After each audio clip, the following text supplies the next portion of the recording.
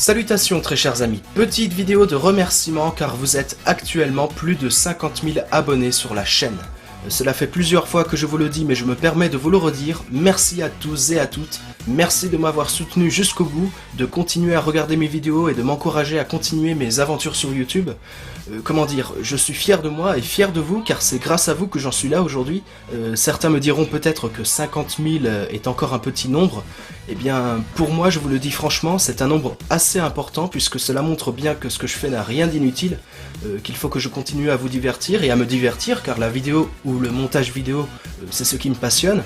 Bref, tout cela me met en confiance, vous avez confiance en moi et ça, c'est beau. Donc on va faire comme avant, je vais répondre à 5 questions qu'on me pose assez souvent, et avant de finir la vidéo, 2 chaînes à découvrir et quelques informations dont je tiens à vous faire part. Bref, c'est parti, on commence tout de suite avec la première question. Es-tu suisse? Je vous le dis, ou autrement dit, je vous le redis, non, je suis français. Point. Question suivante. Quel est ton réalisateur préféré? Si je devais vous citer un réalisateur mort, ce serait Stanley Kubrick, inutile de vous le définir car c'est pour beaucoup un des plus grands réalisateurs et selon moi, un génie du cinéma. Et si je devais vous citer un réalisateur vivant, je dirais David Lynch. C'est un de mes réalisateurs préférés et je vous cite celui-là car j'aime l'étrange et le bizarre. Dès que j'entends le terme mystère au cinéma, je pense à David Lynch. Travailles-tu seul quand tu fais tes vidéos? Oui, je fais tout seul, l'écriture, le montage, je fais tout seul, mais pas tout le temps non plus. Il peut y avoir des moments où je montre une de mes vidéos à des potes avant de la publier sur YouTube, afin de savoir si ça va marcher ou si ça peut marcher ou non. Pour l'écriture aussi, j'écris et je montre ensuite à un pote, j'en parle, je lui demande si ce que j'ai écrit est compréhensible ou non, si c'est bien écrit, etc. Et il m'arrive parfois d'avoir quelqu'un qui veuille faire une vidéo avec moi. Je prends comme exemple Thomas de la chaîne du canapé, qui a eu l'idée de faire par ailleurs un top 10 des légendes urbaines du cinéma. Et au lieu de le faire lui-même pour sa chaîne, c'est ce qu'il avait prévu dans un premier temps, Thomas a décidé de me passer la main, puisque voilà, je fais des top 10, et après on a travaillé ensemble sur la création de la vidéo du top 10 des légendes urbaines du cinéma. Et on a eu ensuite de bons retours de votre part, c'est très gentil par ailleurs. Et je suis content, et Thomas aussi, d'avoir fait une vidéo avec un autre youtubeur, et je souhaite refaire la même chose plus tard. Prévois-tu de sortir une nouvelle émission sur la chaîne? Pour ceux qui ne le savent pas, je prévois de sortir normalement cette année la soupe au navet, sinon je ne prévois pas d'autres émissions, j'en ai déjà bien assez sur la chaîne. Le top 10, les foires aux répliques, le dico du ciné, la soupe au navet qui va arriver, bref, ça suffit.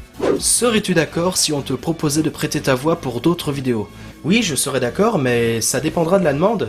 Donc pour avoir plus de chances que j'accepte votre demande, après je ne peux pas tout accepter, je fais aussi des vidéos à côté, il faudra me préciser pourquoi vous voulez de ma voix, et quel est le but de votre vidéo, si vous présentez une émission, quel est son concept, voilà, plein de petits détails comme ça, et il faut que tout cela m'intéresse un minimum.